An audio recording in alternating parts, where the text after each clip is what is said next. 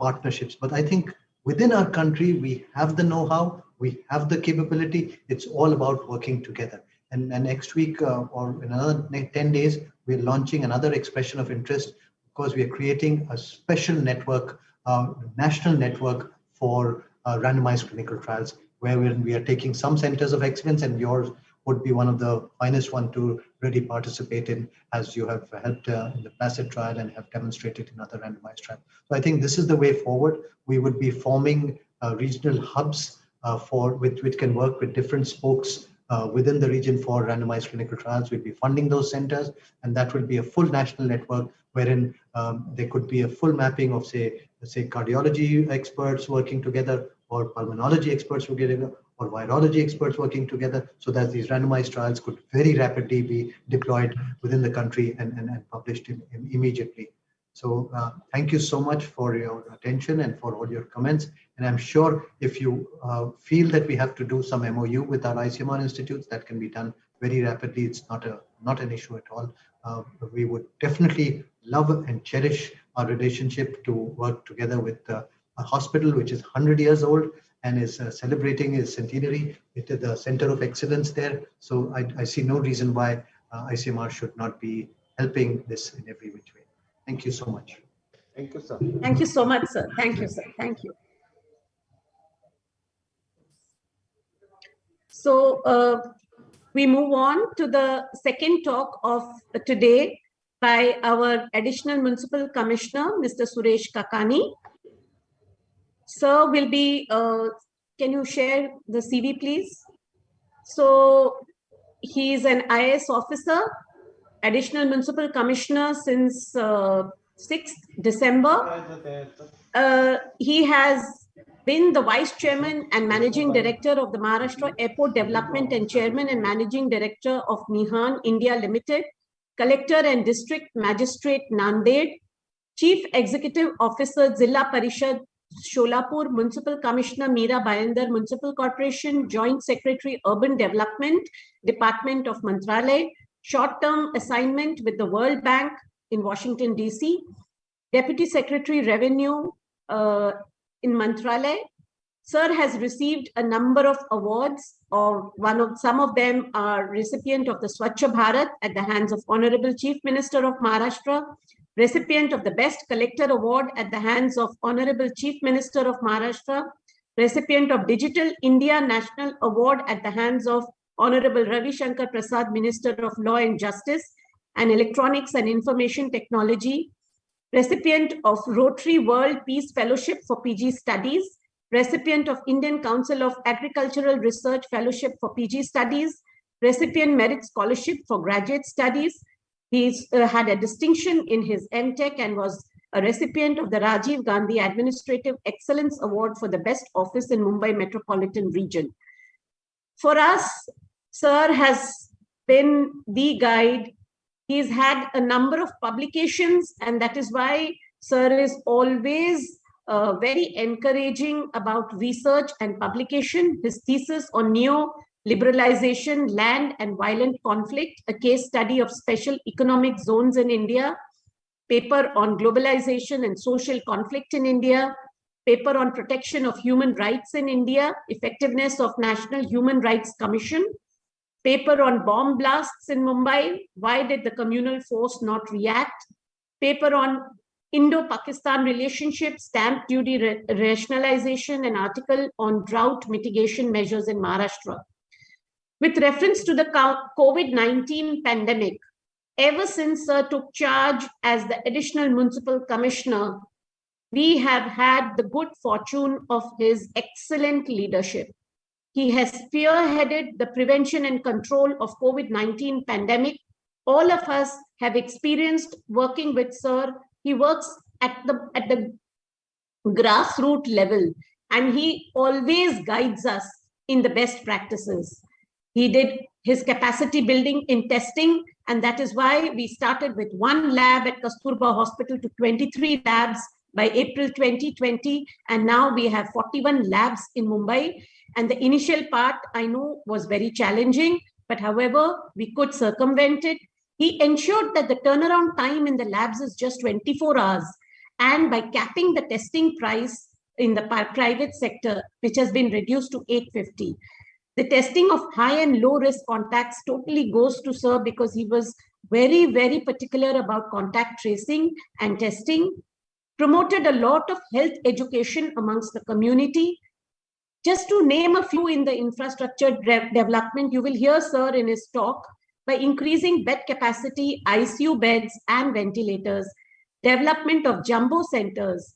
80% of the beds in the private hospitals were regulated and monitored by NCGM, and allotment was done at predefined rates. So development of the dashboard was a very important step towards bed allotment, war rooms, mission Save Lives, facilitated in conducting 5 sero surveys in Mumbai, out of which 3 were population based. And the most important thing for academicians like us, Sir has always encouraged very high quality research and publications. He has facilitated in establishing the genome sequencing lab at Kasturba Hospital. We call it the Center for Outbreak Preparedness. And tomorrow we will be inaugurating the Center of Excellence in Immunology Research. Thank you very much, Sir, for your kind support.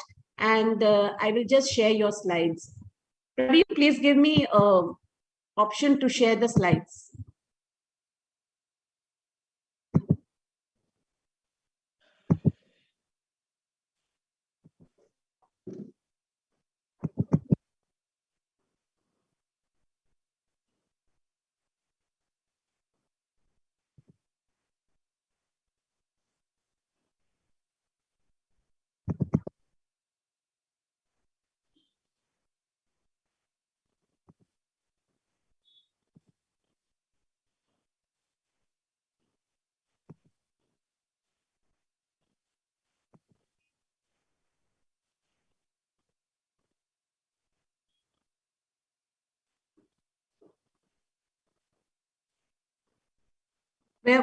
Why the share screen option is not coming?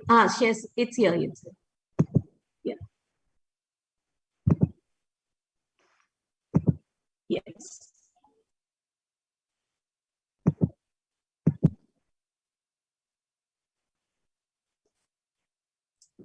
Yeah, thank you very much, Dr. Jayanti Shastri, for a generous introduction, and it is a pleasure sharing dais with Dr. Balaram Bhargava sir, Dr. Pradeep Aute sir, and it is really a very educative and informative presentation given by Dr. Balaram Bhargava sir, and we are really honored, we are really blessed, I mean, to having such a plethora of knowledge available at our fingertips. And definitely we'll take it forward in the time to come.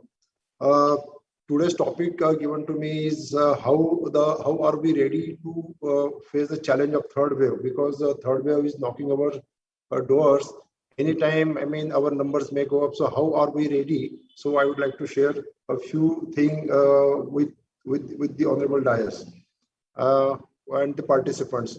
Next slide, please. Mumbai is one of the most challenging cities in the world. If you ask me about the population may be around 12.5 million as per the 2011 census. But the floating population, because most of our workforce is traveling from either from MMR region or from the outside MMR region, that is really very challenging to manage. The city is divided into 24 wards to manage, and that is really played a very good role in this COVID pandemic situation. The population density is more than 20,000 per square kilometer. That itself indicates that how the challenging city the Mumbai is. Next slide, please. Coming back to the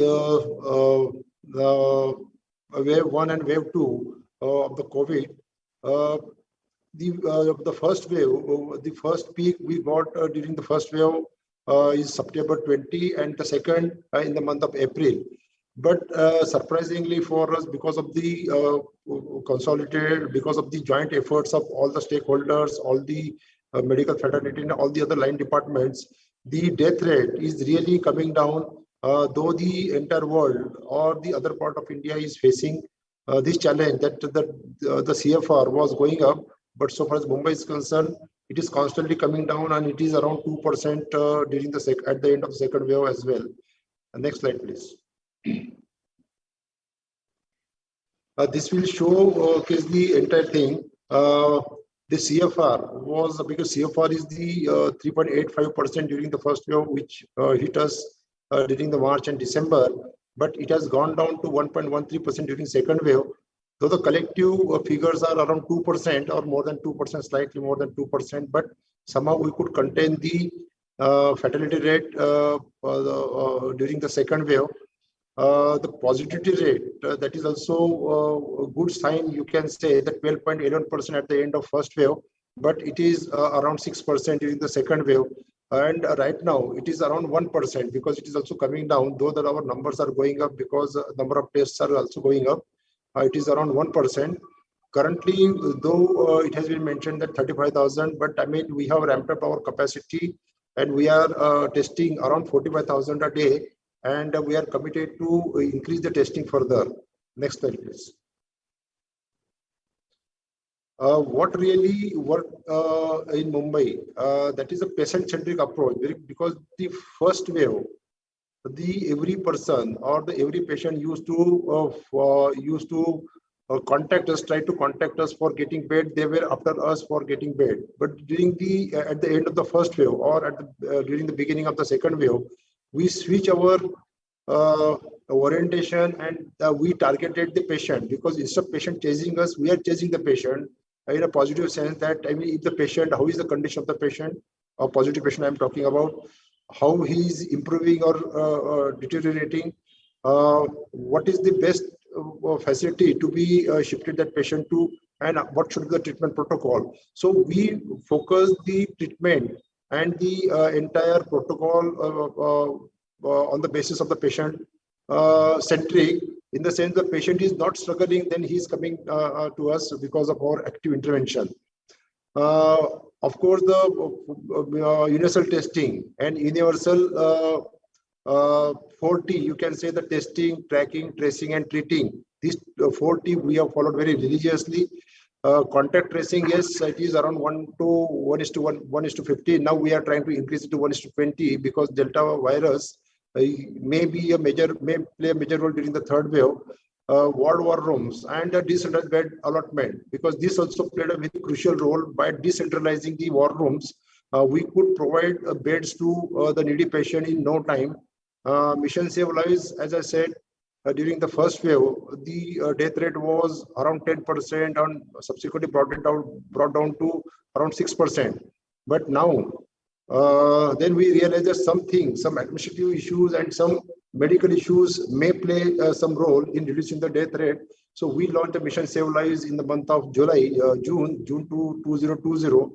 And there onwards, we are getting very less death, and we provided some support like intervention by the HODs or the professors and the experts, interacting about the patient's treatment protocol with the senior doctors, implementing those protocols religiously, then providing some support like mental health was a major issue in Indian context, because during the isolation period or during the admission period, no patient's relative were allowed to visit the patient, and thereby it might have caused the mental trauma for the patient. So in order to take this down, we have provided smartphones and the tabs to each and every ward, so that the patient can interact with the patient relatives through a video call, and that really played a very good role.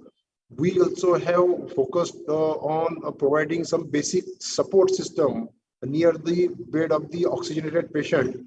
That also a very small intervention, but it also played a major role in reducing the CFR. Then we launched Mission Zero. You might have heard about the Dharavi model, or the zero positivity case we are getting in the slums. Dharavi also played a very good role there with the participation of the private general practitioners. We could bring it down to zero. Now we are not getting any cases. At the end of the August, when we analyze the composition of the positive cases, so 95% cases are coming from buildings or the high-rise buildings, and only 5% or less than 5% are coming from slums or the densely populated area. that itself indicate that yes, Mission Zero has played a major role in controlling this pandemic in the city of Mumbai. But I mean, while doing this, we didn't defocus about the vulnerable groups, because pregnant ladies, it was really challenging for us to offer facilities to COVID positive pregnant women and about to deliver. For that, we have created facility in Nair Hospital, and more than 1,100 pregnant women delivered safely without any problem. The second vulnerable group we targeted is citizens having more than 60 years of age. And we through mission Save Lives, and another mission we have launched at the instance of Honorable Chief Minister, sir, My Family, My Responsibility. We visited each and every house, collected information about the senior citizen having comorbidity, and we provided the special attention to such patients. Dialysis patient, yes, because this is also one of the challenging issue during the first wave. But we created a project Victory for taking care of the dialysis patients, and more than 10,000 dialysis patients are getting dialysis, be it a positive or negative dialysis at regular interval as per their requirement. And cancer patients, we collaborated with the Tata Cancer Hospital and provided a special care and provided special arrangement to the cancer patient or COVID positive cancer patients. Mental health focus, as I said, we have provided tabs and the smartphones to each and every ward, and that has played a very good role. But during COVID and post-COVID, sharing of information is one of the major issues. So we created a facility to share information with the patient's relatives, so that instead of rushing to the hospital or instead of getting worried about the patient's health, we could provide the information daily, either twice or once, at least once a day, about the health condition of the patient to their relatives. That also played. And the post-COVID follow-up, even after discharge of the patient, once become negative, we have set up a helpline so that the post-COVID treatment, post-COVID follow-up can also be ensured. And this also played a major role for bringing the city to normal life. Next slide, please. Now, I mean, we are continuing with the same strategies, but we are amended our protocol slightly here and there, like augmenting surveillance and testing. For that, we have created more than 266 testing centers across Mumbai, so that anyone can walk into the centers for getting tested without paying a single rupee. Testing should not serve the purpose, won't serve the purpose. Therefore, we also have set up a whole genome sequencing laboratory with the active support of the alumni and the other like-minded organization under the CSR. That is also is playing a very good role.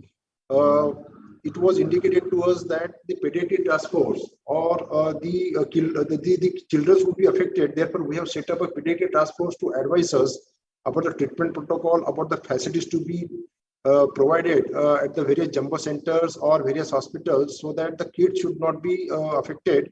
And even if affected, infected, they can be taken care of properly. And along with this, we also have provided training to the general practitioners and the private nursing homes, so that the treatment protocol across Mumbai would be on the same platform, and there won't be any hitch or any deviation from the existing treatment protocol, so that everyone would be on the same page, and the kids and the family members of the kids would be in better position to understand and to cooperate with the medical fraternity. Along with the existing jumbo facilities, we have decided to set up 4 jumbo facilities. Out of these 4, 3 are about, one is already dedicated to the public use, 2 are ready in 2 or 3 days time, and 1 would be ready by this month end. So these jumbo facilities, we have provided the pediatric beds in jumbo facilities and the other support system, so that proper care should be taken of the infected persons. Of course, adequate medicines and ICU, we have provided the ward war room, decentralized beds allotment, it would be ongoing. We have improved on this as well. Oxygen plant, I would be explaining in the next slide. Aggressive vaccination, that is also playing a very good role. and ensuring corporate appropriate behavior like use of mask or penalizing the non-mask users and the other violators, so that the fear would be there in the minds of the people and they would follow the COVID appropriate behavior and can check the further spread of virus. Next slide, please. So far as the augmenting ongoing surveillance is concerned, we are monitoring test positivity and oxygen bed occupancy on daily basis and on weekly basis. This gives us idea what would be the scenario in case the number goes up, in case the more number of patients are coming for the oxygen bed. That also helped us, that is helping us to augment our resources to match the requirement. Testing and identify the high risk wards. Testing we have increased. As I said, we are testing now more than 45,000 a day. But this time we also have changed our protocol, because as per the guidelines, we have to test the high risk contacts or the close contacts after day 5 or day 6 or once the symptoms are developed. But this time during the third wave or on the threshold of the third wave, we have changed our strategy. Now we are testing from on the day 1 and or the day 2 maximum high risk contact and the close contact, so that the further spread can be checked even if the patient is asymptomatic. After testing, if he found to be positive, then definitely we can isolate him. We can provide necessary medication to him, and further spread can be checked. The follow-up test can also be undertaken on the 6th day or the 7th day, in case there are no symptoms developed even during the first 5 days. We are encouraging citizens for early testing, because the experience during the third wave or on the threshold of the third wave is that, I mean, suppose the person is tested on time and started treatment in time, definitely the discharge would be much faster. The overall detention time in the hospital would be reduced to less than 5 days. So that is what we are encouraging citizens, and for that we have set up, as I said, 266 spread across 24 wards of Mumbai, a free testing center, so that anyone can walk to the center for getting tested. And that is also really helping us out for taking out the positive patients. The contact tracing 100% within 72 hours. Because the earlier you trace, the earlier you check the spread, further spread of the virus. That is what we are doing here in Mumbai. HR testing in all the cases, high risk contact. Yes, I mean, we are testing all the high risk contact as well. Micro mapping, because Mumbai is a densely populated area, it is difficult to reach out to the people. Therefore, we have micro plan.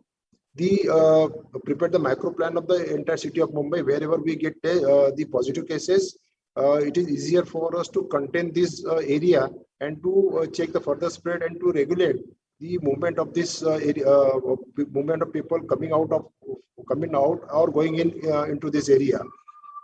Strict surveillance of international travelers.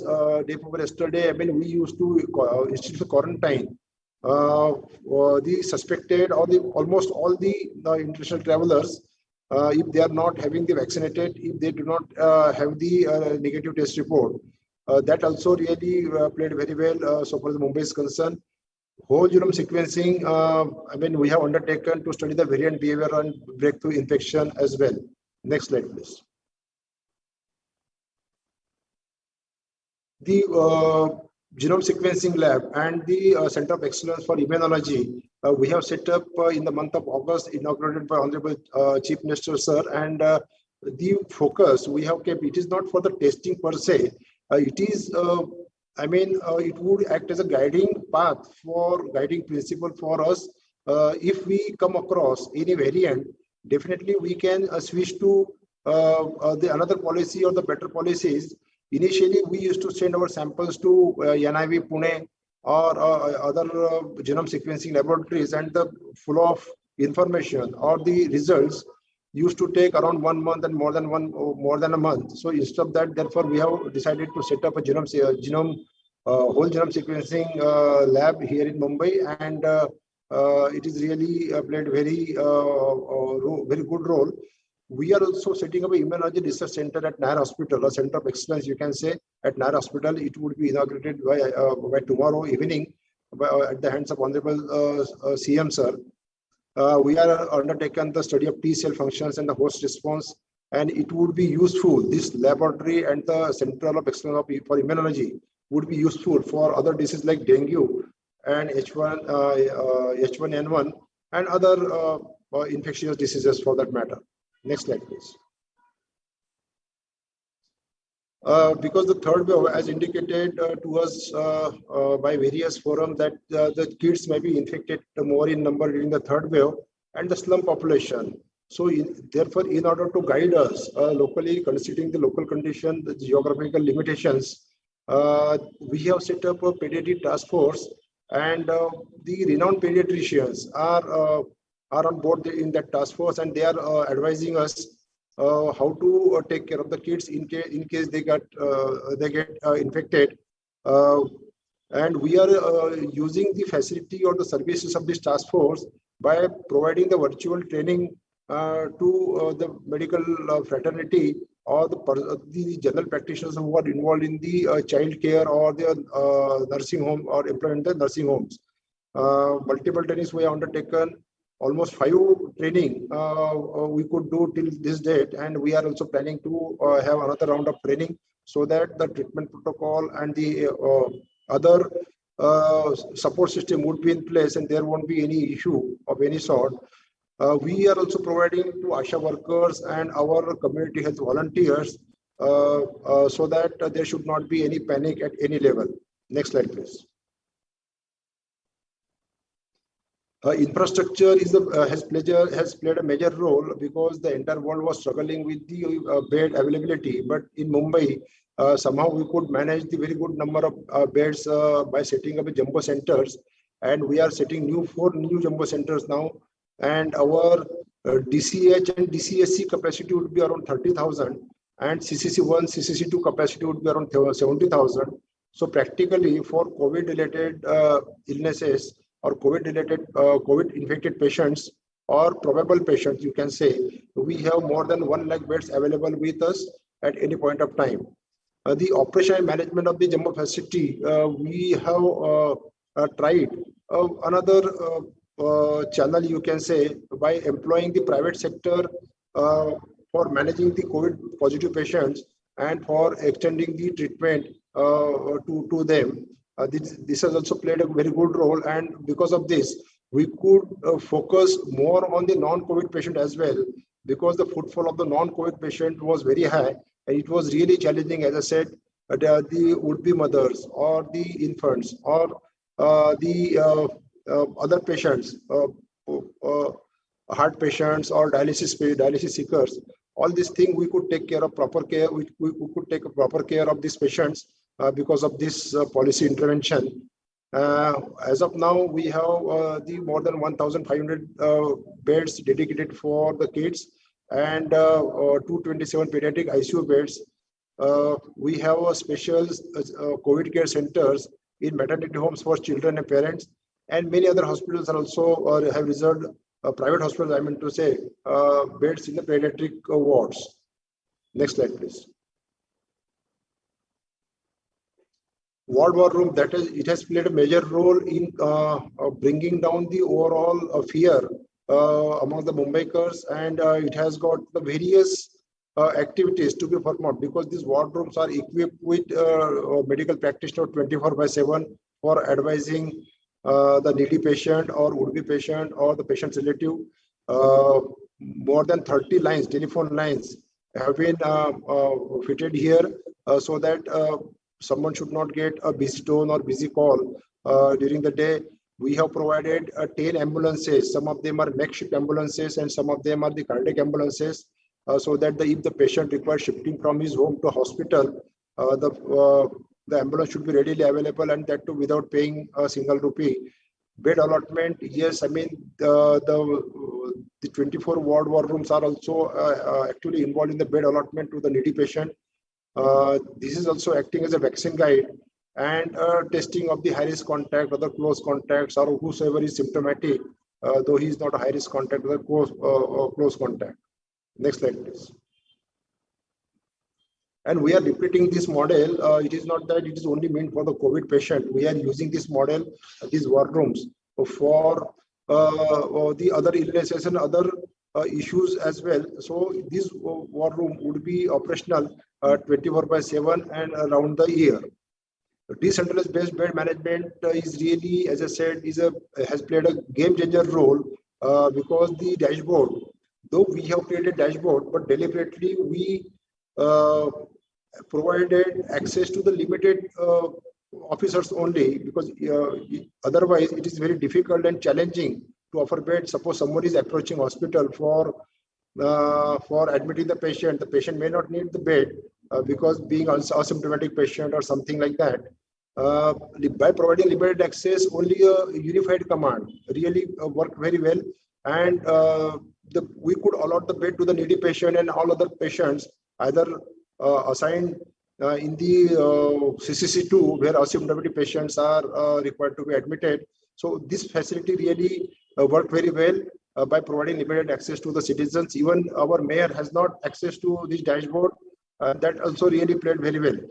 Triaging on phone call all positive patients, because every patient may not need admission and he may not like to get admitted. So therefore, but to track such patients are badly required. The ward war room used to track this positive patient who are in home isolation, whether they are keeping good health, where their oxygen level is going down, or whether they are requiring some medicinal support or the hospital support. So because of the ward war room, we could do it very easily. In case the medical intervention is required, medical assessment is to be done, we have placed more than 10 medical team at each and every ward war room, so that in case of need, the medical team can visit the patient's house and check his and assess his condition and decide whether that patient require ICU facility or oxygenated bed, or he can be continued in the home isolation. And strict guidelines we have issued to allot beds to only symptomatic and high risk by all public and private hospitals. Next slide, please. Oxygen really played a major role during the second wave, because at the end of first wave, we realized that the oxygen requirement may go up, and therefore at the end of the first wave, we decided to switch from the traditional cylinder-based oxygen supply system to a centralized oxygen supply system. And for that, we have set up the huge jumbo tanks and turbo tanks at each and every hospital, so that the storage capacity can be increased. And instead of sending cylinders for refilling, once the jumbo tanks and the turbo tanks are filled with liquidized LMO, liquidized medical oxygen, then the refilling cycle can be delayed to 2 days to 3 days, and that really played a very good role in managing the patient. And development of Duron jumbo cylinders filling plant, because we have set up 2 filling plants in Mumbai for the refilling, so that our dependence on the outside agencies gone down substantially. Supply chain management, it is that we have tied up with the suppliers as well, but the private sector hospitals may not have the institutional arrangement with the supplier. So we impressed upon them that they should have a formal tie-up with them, so that in case of an emergency, we can reach out to such persons, and the pressure would be on the supplier to supply oxygen in a due time or in a committed time. Because of that also, the oxygen shortage was not there, and every supply line was used to work very systematically. And the capacity of the oxygen supply is now increased to 500 to 600 metric ton. Though our requirement is around 235 metric ton per day, but we could reduce the requirement on the basis of by some intervention techniques. We have provided the oxygen nurse or oxygen ward boy in each and every ward dedicatedly look after the oxygen supply system. We have advised the treating doctor that the oxygen level to be maintained to 93 to 95. There is no need for a medical practitioner to provide oxygen to maintain 100% or 99% oxygen level for that matter. And we also have advised, of course, in consultation with the task force members, that oxygen supply should be weaned down gradually, so that the dependence of the patient would be reduced, and he will develop some capacity to maintain the oxygen level, desired oxygen level. So all these thing played very well with us, and therefore we are in better position in the sense we are managing the scenario very systematically and very efficiently. Next slide, please. Vaccine coverage, they are densely populated plus floating population. As per the guidelines issued to us from time to time, we have set up various vaccination centers. But while doing so, we have involved the local elected representative to manage this thing. Mumbai city, as I said, is divided into 24 wards. These wards further divided into Prabha, 227 Prabha, and practically every Prabha should have one testing center, one vaccination center. That is what the vision we have gone ahead with, and therefore as of now we have 447, some wards having 2, some wards having 3, so 220 to 447 vaccination centers in decentralized manner. Public sector has contributed 319, out of that 300 of in MCGM facilities and 19 in the state government facilities. The private sector has provided 128 vaccination centers. And all these things are really work very well. Till date, we could vaccinate more than 75% of the targeted population with first dose, and around 26-27% with the second dose. In figures, I mean, more than 93 lakh persons are vaccinated either with first dose or second dose. And we also have set up private COVID vaccination center. We have undertaken the policy of vaccinating at the workplaces, in the housing societies, or as per the directions given to us by Honorable High Court. We also have provided home vaccination facility to the bedridden patients who are not able to come down to the vaccination centers. We also have deployed mobile vans for the difficult area to reach.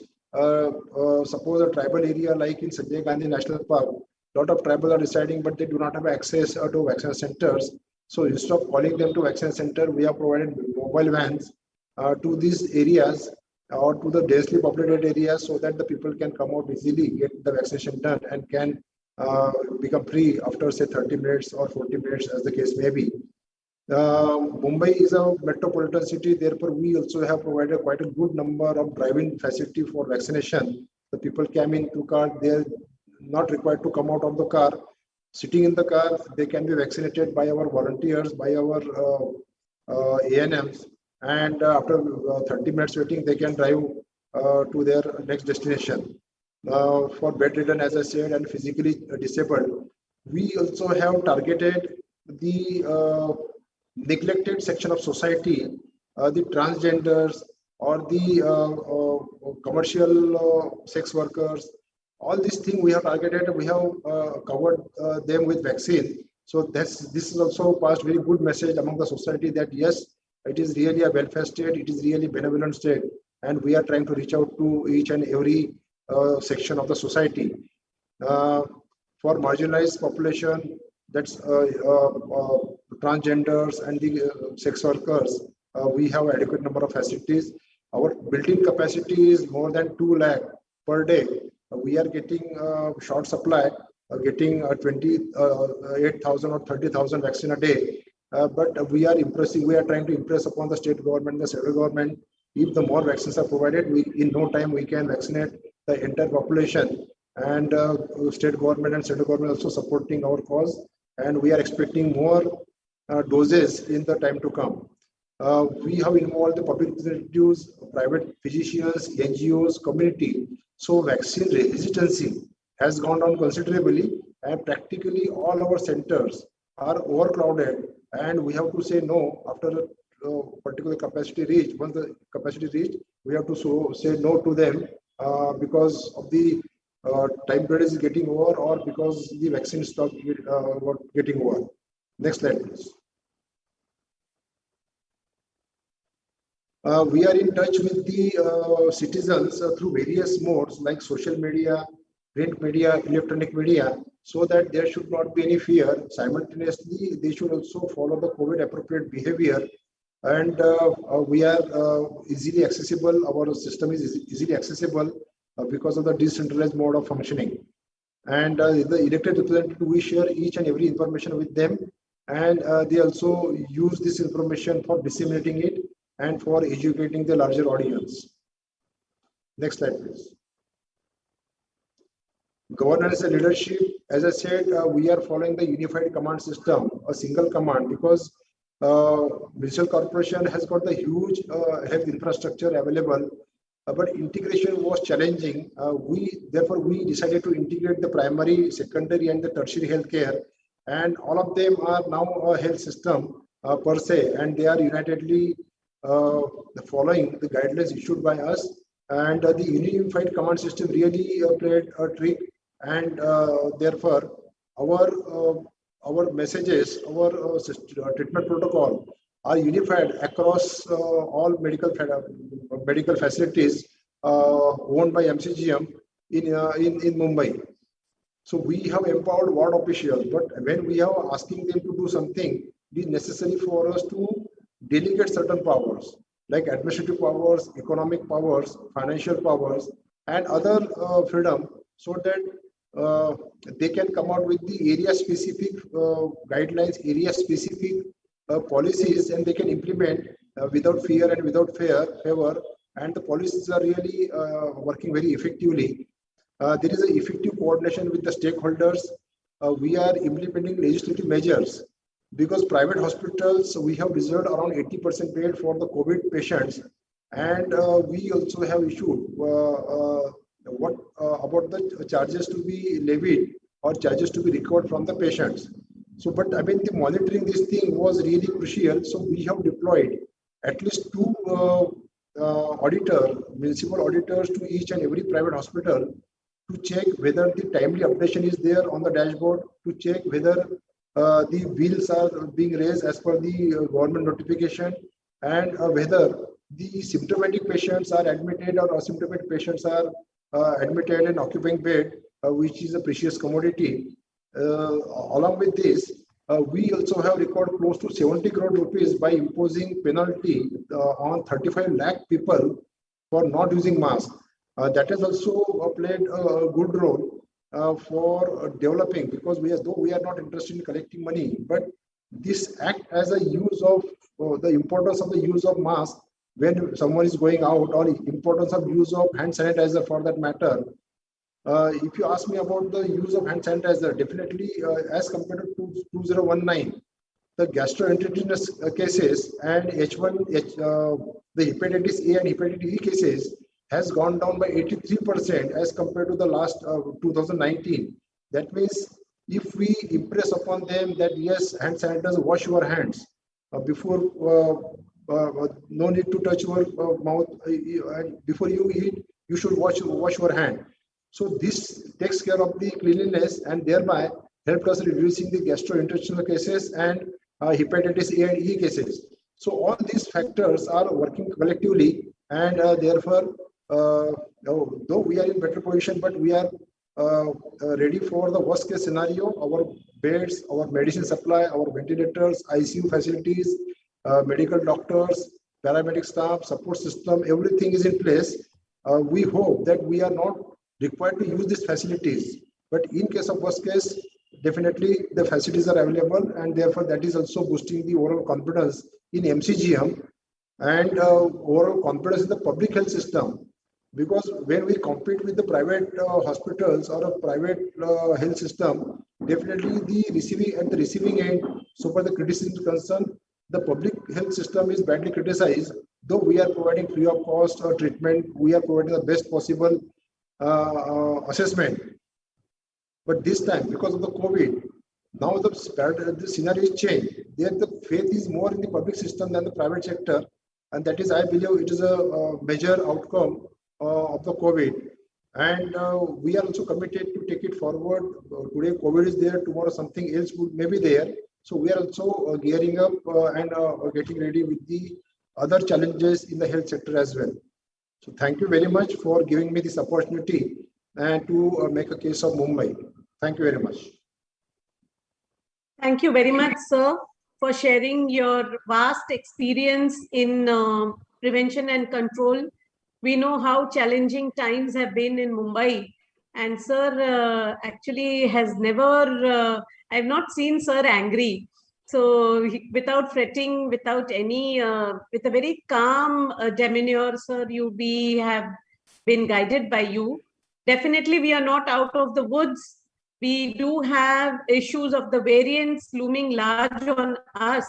So it's nice to know that we are very well prepared, and we hope and pray that we are not having the third wave. Once again, sir, thank you very much for your illustrious presentation.